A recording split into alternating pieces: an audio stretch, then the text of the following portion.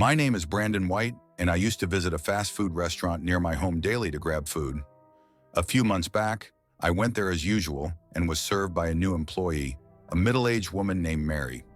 She had short brown hair, was slightly overweight, and seemed friendly. While I waited for my order, she started making small talk. I didn't think much of it at the time. She seemed nice, and our conversation was unremarkable. I got my sandwich and left, unaware that this ordinary visit would lead to one of the most terrifying experiences of my life.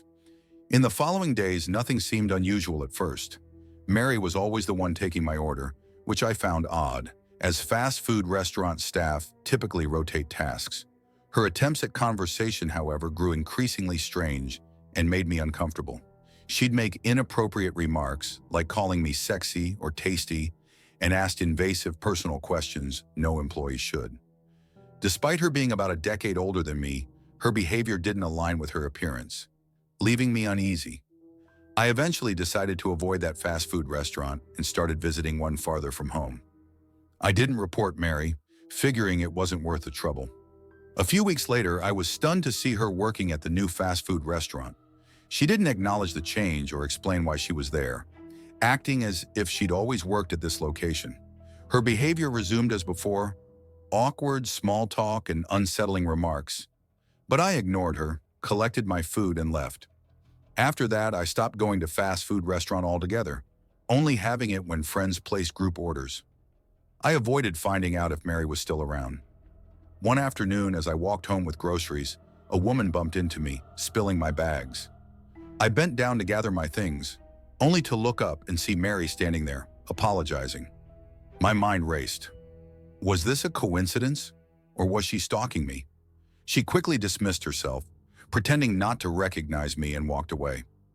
At home, I realized I'd misplaced my house keys. Assuming I'd left them inside, I grabbed a spare key from under the mat, dropped off the groceries, and went out to meet colleagues. After a night of drinking and gaming, I returned home, only to feel something was off, like someone had been inside. Too tired to care, I brushed it off, took a shower, and settled in to watch TV. Late that night, my phone rang. Curious, I answered, but no one spoke. Instead, I heard heavy breathing before a whispery voice said, "Come upstairs." Disturbed, I hung up, assuming it was a prank. But minutes later, the phone rang again.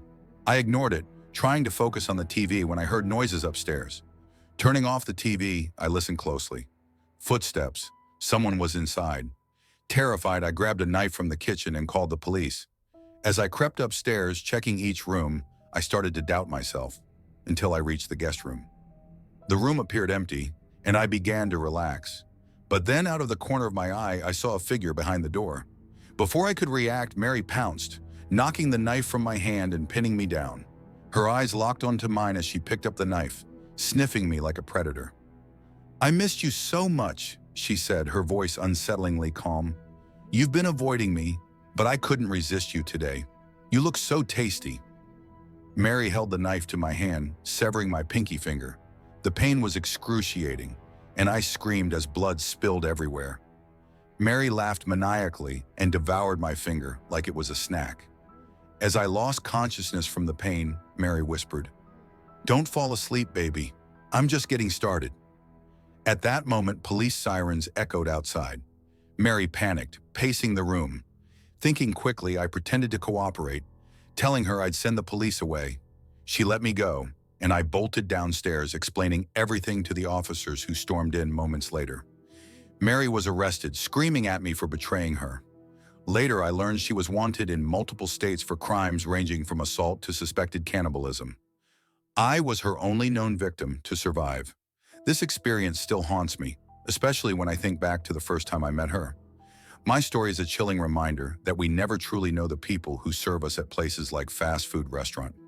In my case, the smiling employee was a deranged killer, but for others, it might be something even worse.